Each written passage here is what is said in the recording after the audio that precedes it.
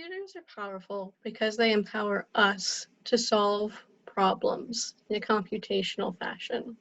Whether you're using a music recording to play sound or entering search terms into a search engine to acquire results, or entering an address into a GPS device so that you get to your destination, you don't need to actually know how that works in order to receive the output.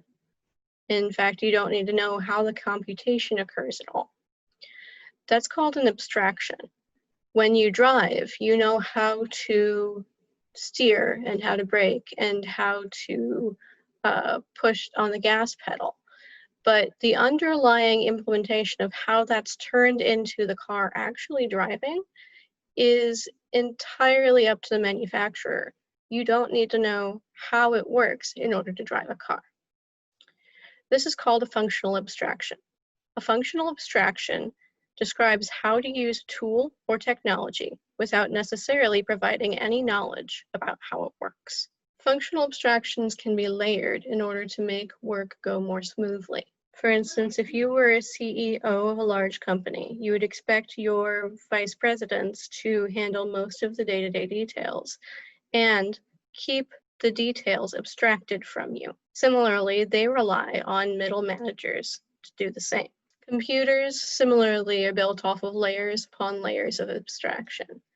You interact daily with applications. Those applications interact with the underlying operating system that controls how those applications are allowed to execute. And the operating system itself is an abstraction for the underlying hardware, with several more layers of abstraction besides. Computer scientists invent such abstractions like operating systems and GPS units so that users do not have to understand how it works in order to use them. No matter what kind of problem you'd like to solve, you can probably devise a computation that can help you solve. But the first step is not the computer. The first step is the set of instructions on how to solve that problem. Every computation that can be executed by a computer follows a series of instructions that transform an input into an output. That's an abstraction, but it's also an algorithm. An algorithm is a sequence of unambiguous executable statements that solves a problem by transforming an input into a correct output. Let's use the problem of calculating the volume of a sphere as an example. The input is the radius r, and the output is the volume of the sphere with radius r. There are multiple ways to solve this problem. You could divide 4 by 3 first, and then multiply the result by pi, and then multiply the result of that by r 3 times. Or you could multiply r by r by r by pi, and then multiply that by 4 and divide the previous by 3.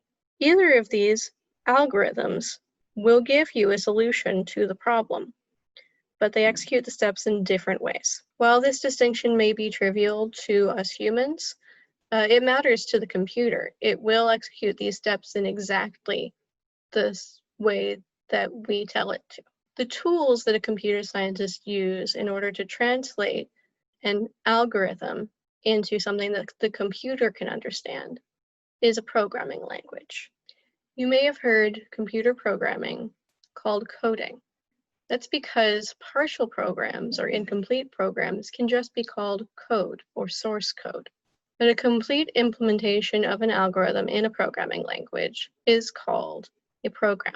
You should be familiar with programs at this point because it's likely that you run apps or applications on your phone or device every day. Any set or collective of programs that run on a computing or computing device can be referred to as software, as opposed to the hardware. Hardware is all of the parts that you can touch.